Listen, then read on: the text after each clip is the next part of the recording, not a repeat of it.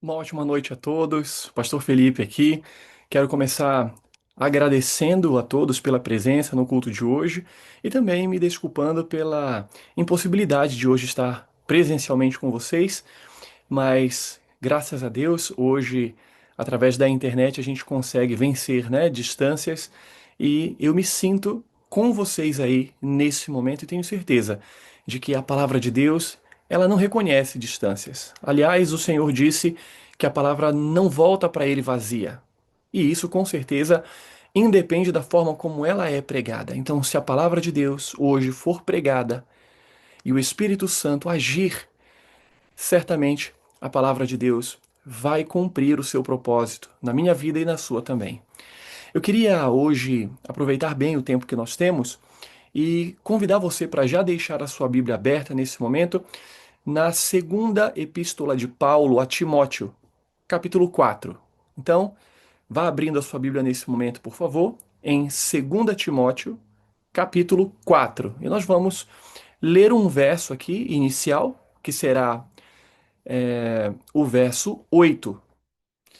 E nós vamos conversar um pouquinho hoje sobre a vida do apóstolo Paulo, mais especificamente os últimos momentos da vida de Paulo. Então, espero que você já esteja conseguindo encontrar esse texto aí. Amém? Quando você encontrar o texto, como de costume, eu quero te convidar para segurar firme a sua Bíblia com uma mão e com a outra vou pedir para que você coloque a mão no seu coração. Feche os seus olhos e nós vamos falar com o nosso Deus. Amém? Vamos orar? Santo e poderoso Deus, louvado e adorado seja o teu santo nome. Muito obrigado, ó Deus querido, pelo privilégio de, nesse momento, estarmos juntos aqui para estudarmos a tua palavra.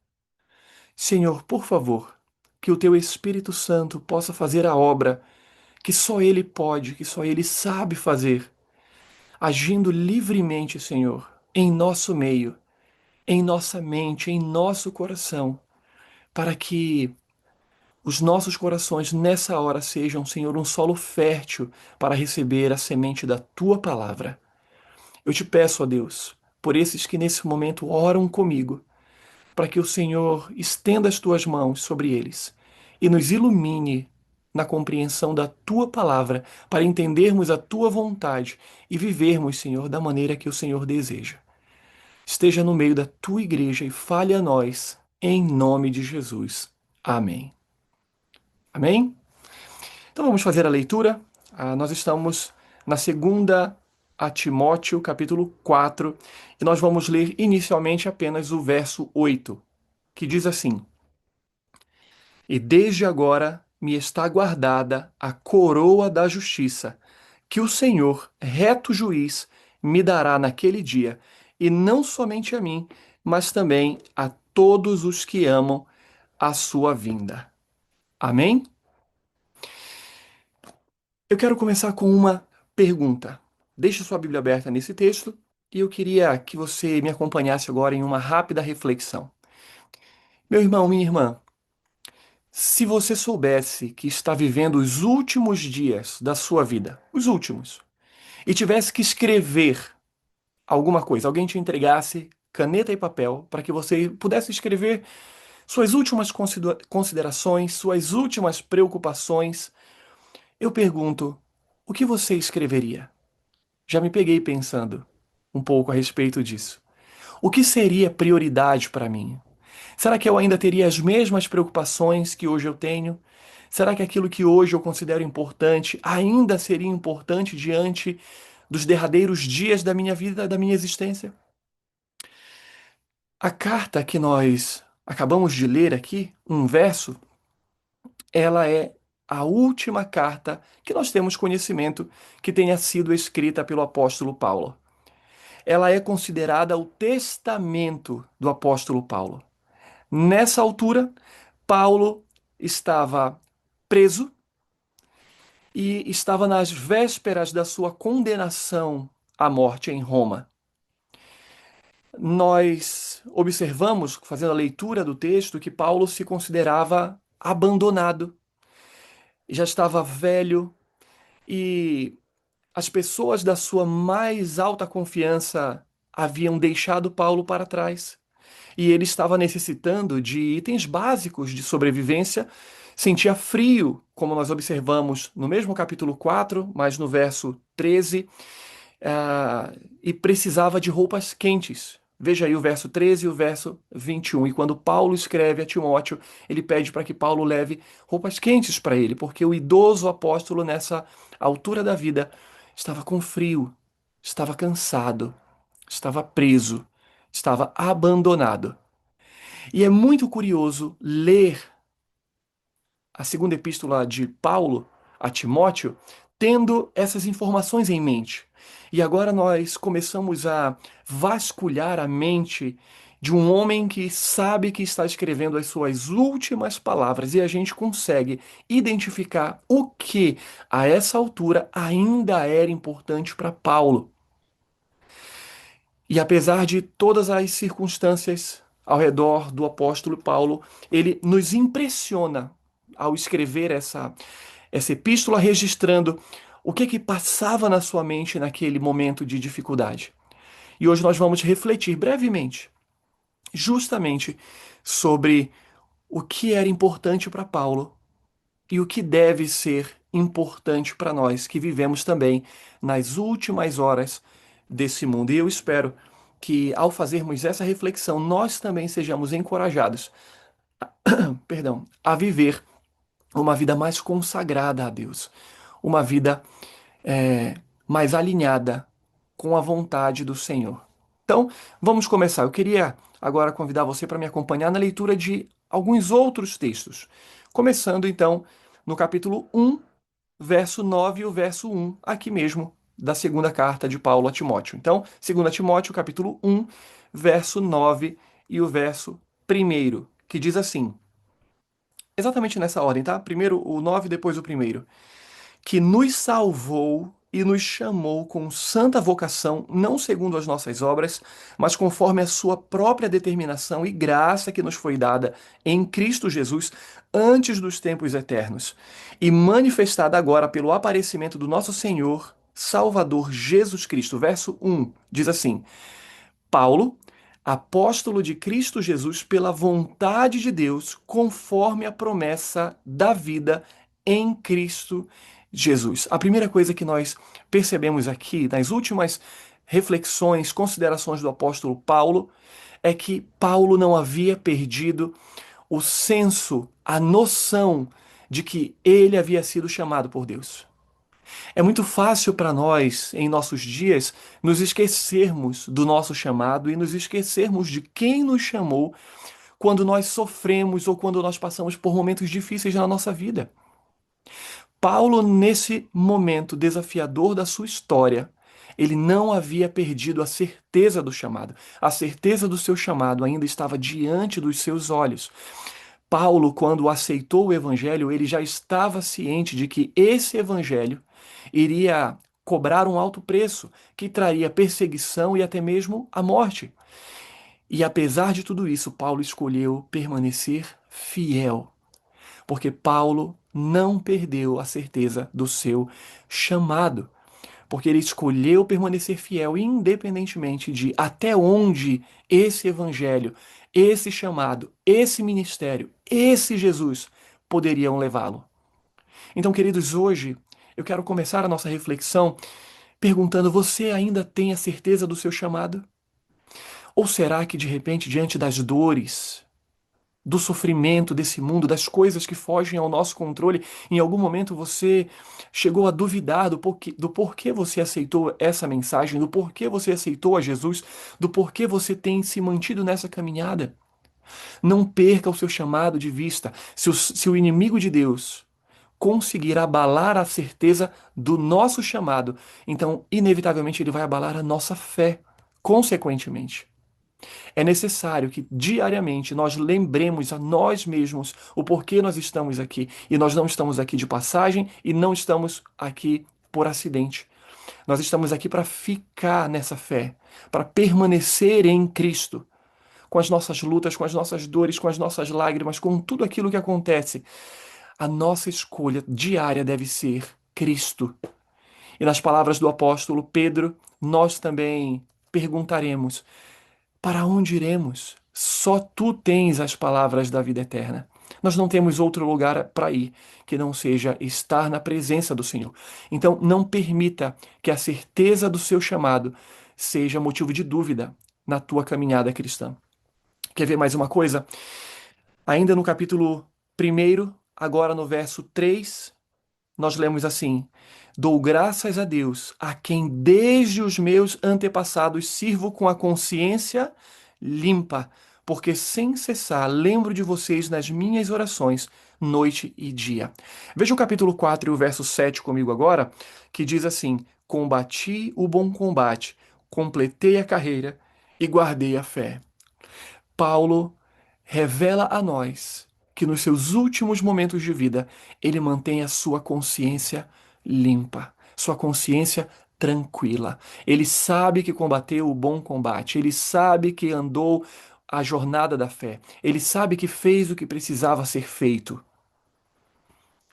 Irmãos, hoje nós vivemos em uma geração, em uma sociedade onde as pessoas costumam ter a consciência pesada pelos mais variados motivos. Às vezes, não somente por conta do desvio de grandes quantias de dinheiro, como nós vemos nos escândalos quando acessamos a internet ou ligamos as nossas televisões, às vezes a nossa consciência pesa por questões menores. Uma mentira, uma pequena desonestidade, né? Ou então por adultério, pela falsidade. Mas, irmãos, independentemente das coisas que colocam sob risco a nossa consciência limpa, é nosso dever, pela graça, pelo poder de Jesus, mantermos a nossa consciência limpa diante do Senhor. Nós não podemos nos misturar com as práticas do mundo que fazem com que nós nos afastemos de Deus.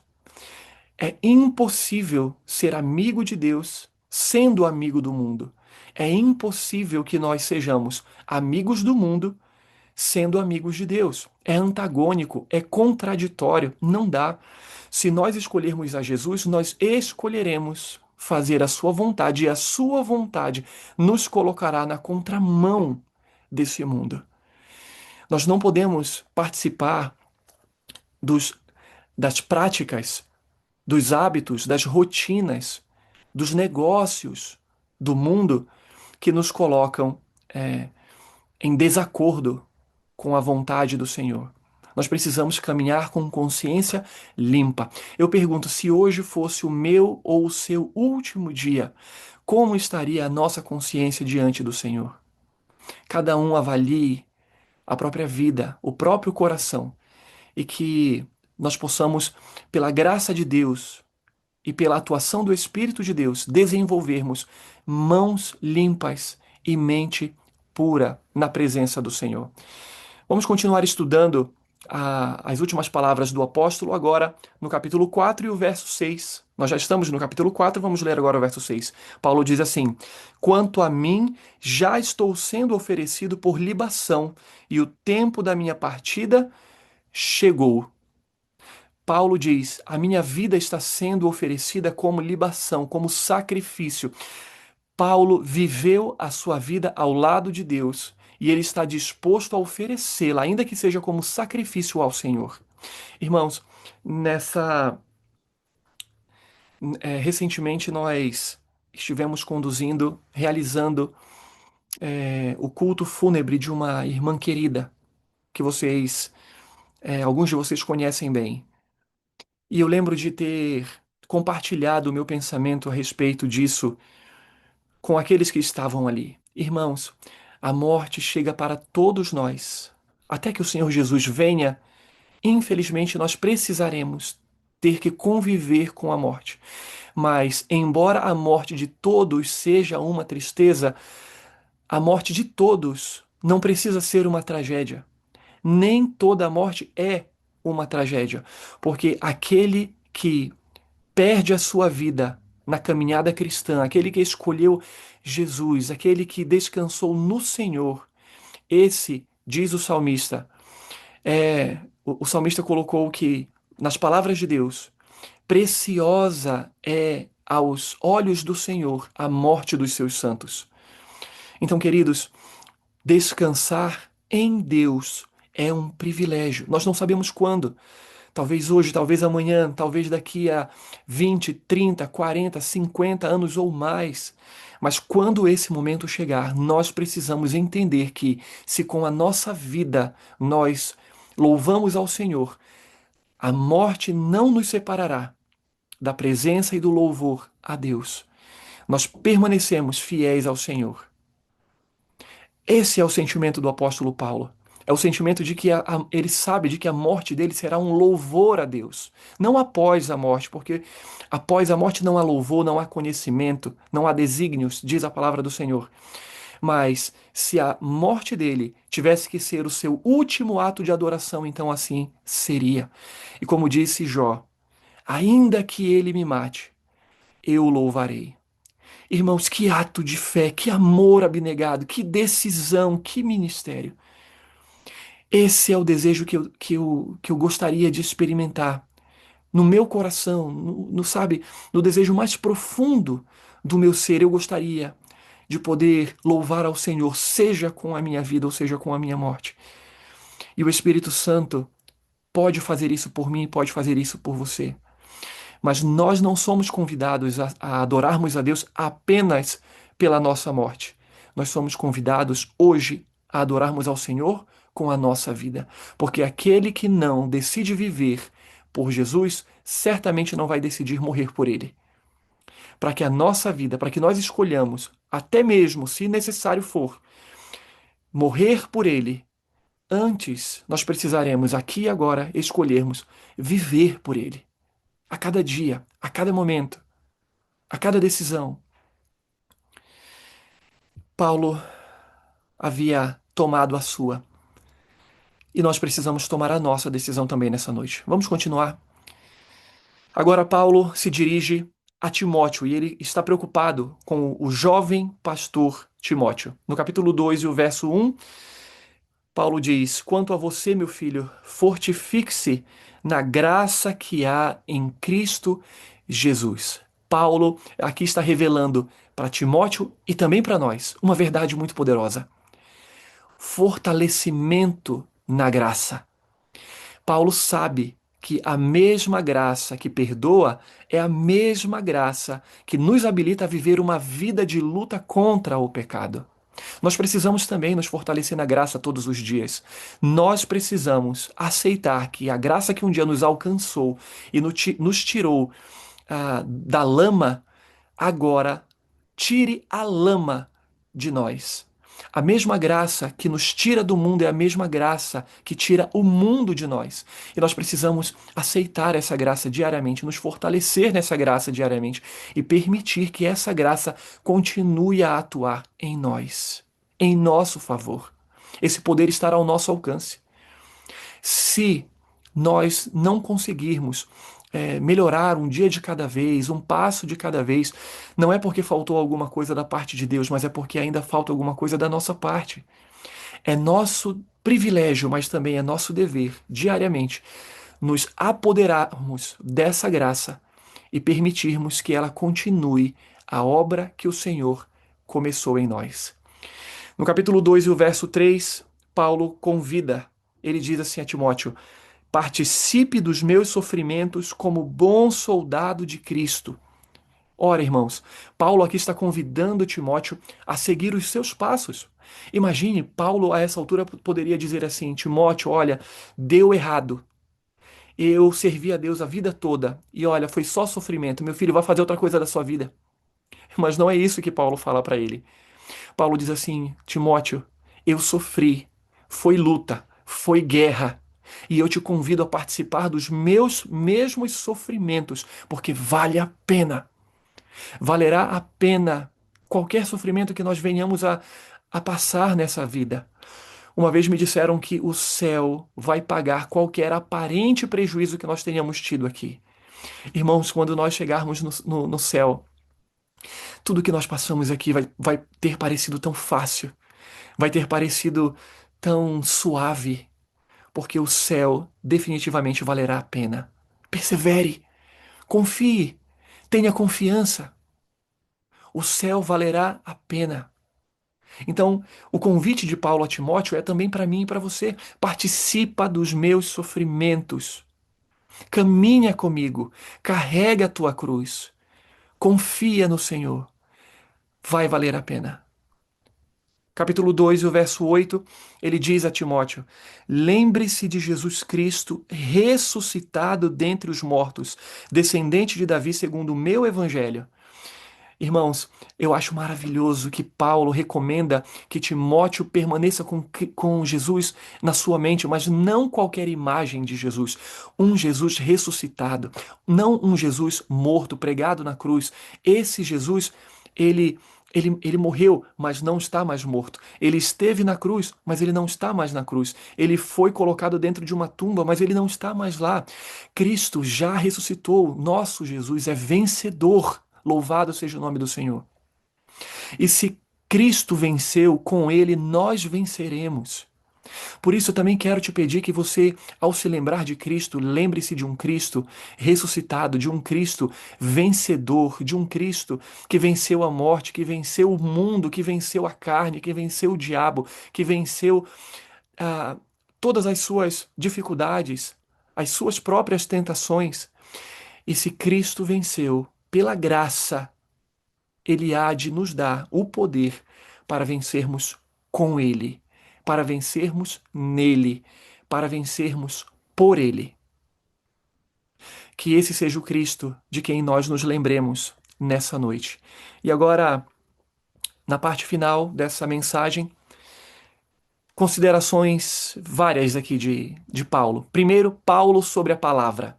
Leia comigo o capítulo 2 e o verso 11. Paulo diz assim: Fiel é esta palavra, se já morremos com ele, também viveremos com ele. É um pouco daquilo que a gente já conversou, mas o destaque aqui é o início, quando Paulo diz: Fiel é a palavra. A dor e o sofrimento não tinham sido capazes de abalar a confiança de Paulo na palavra de Deus. Paulo tinha todos os motivos a essa altura para dizer assim: Olha, tanto que eu confiei nessa palavra, tanto que eu confiei nesse Deus, eu estou aqui, velho, cansado, com frio, abandonado, preso. Mas nem isso foi suficiente para abalar a confiança de Paulo. Ele sabia que a palavra de Deus vai se cumprir. E é isso que eu gostaria de dizer para você aqui e agora, nesse ponto dessa mensagem. A palavra de Deus, irmão, vai se cumprir na minha e na tua vida, porque Deus não é homem para que minta. O Senhor nunca falhou, ele não vai começar agora. O Senhor nos prometeu forças para vencer. O Senhor nos prometeu que estaria conosco todos os dias até a consumação do século. E o Senhor não apenas vai cumprir como se isso fosse uma coisa do futuro, o Senhor já está cumprindo as suas promessas nas nossas vidas. Louvado e adorado seja o santo nome do Senhor Jesus. Agora, ainda sobre a palavra, no capítulo 3, leia comigo, por favor, versos 16 e 17, o apóstolo diz assim: Toda a Escritura é inspirada por Deus e útil para o ensino, para a repreensão, para a correção, para a educação na justiça, a fim de que o servo de Deus seja perfeito e perfeitamente habilitado para toda a boa obra. O idoso apóstolo Paulo permanecia totalmente confiante na credibilidade dessa palavra. Ele sabia que essa palavra era digna de confiança.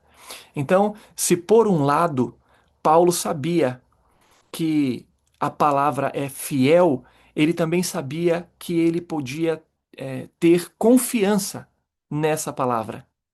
E nós também podemos. A palavra continua a ser digna de, de autoridade. A palavra, ela ainda é útil, ela é indispensável para conduzir o crente no caminho que conduz à vida eterna.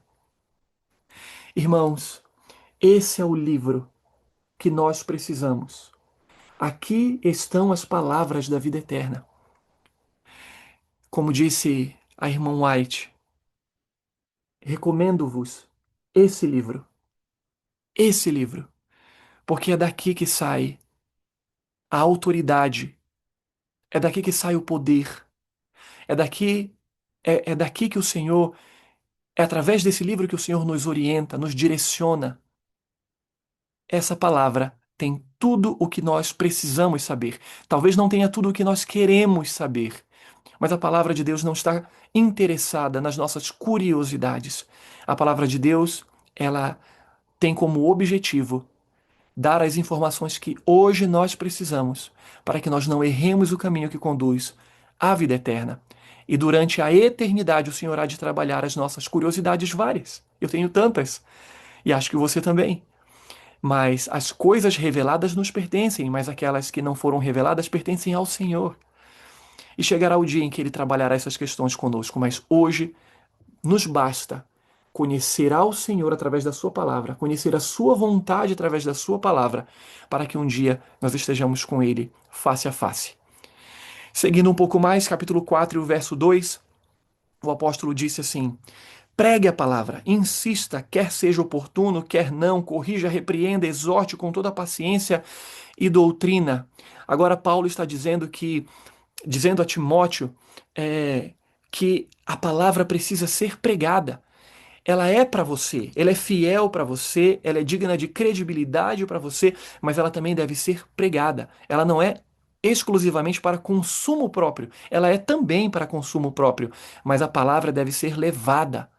E isso deve nos levar à reflexão sobre como vai a nossa vida missionária, quais os nossos esforços, aquilo que nós temos feito para que essa palavra seja pregada a qualquer tempo, em qualquer lugar, a qualquer pessoa. Timóteo estava enfrentando muitos problemas dentro dessa igreja, falsos mestres, falsas doutrinas, e agora Paulo está expondo a Timóteo a sua crença de que todas as soluções para os problemas que o jovem pastor Timóteo estava enfrentando estavam na palavra. Hoje nós estamos vivendo dias onde muitos pregadores estão substituindo a palavra, substituindo pelo Instagram, por livros motivacionais, livros de autoajuda. Irmãos, o livro que nós precisamos está nesse momento em nossas mãos. A Bíblia Sagrada, a palavra de Deus. Pregue a palavra, povo de Deus. Vamos sim desenvolver bons programas. Nós temos que pensar em métodos devocionais, métodos evangelísticos, escrever boas músicas.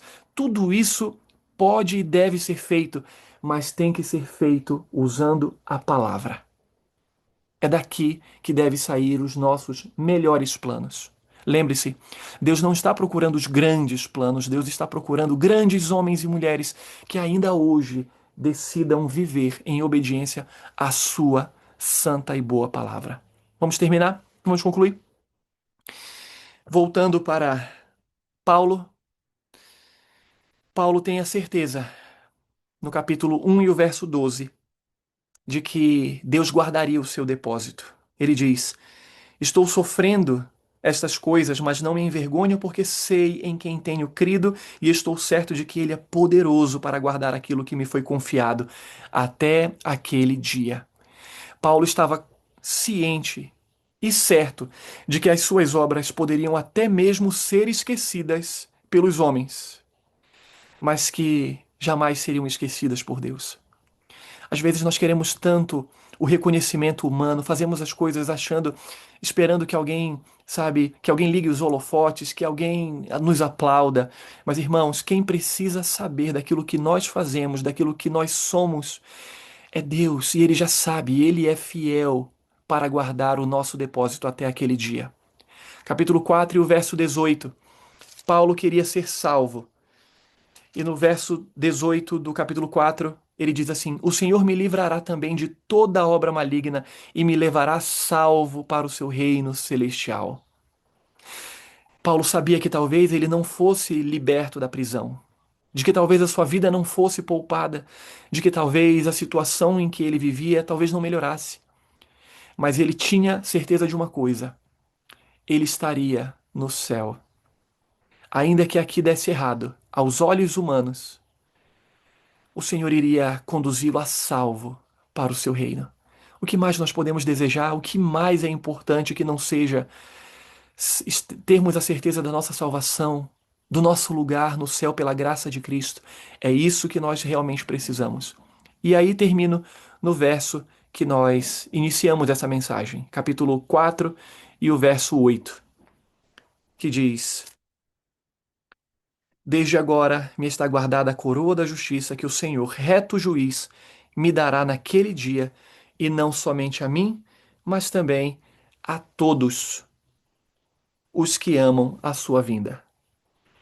E porque ele sabia que ele jamais seria esquecido por Deus, ele também tinha a certeza da sua recompensa. Ele não se importava em perder a vida desde que ele ganhasse a vida eterna. Ele não se importava em viver aqui maltrapilho desde que ele tivesse a certeza de que no céu ele vestiria vestiduras reais. Ele não se importava com a escassez desse mundo, porque ele tinha a certeza de que no céu ele não teria falta de nada.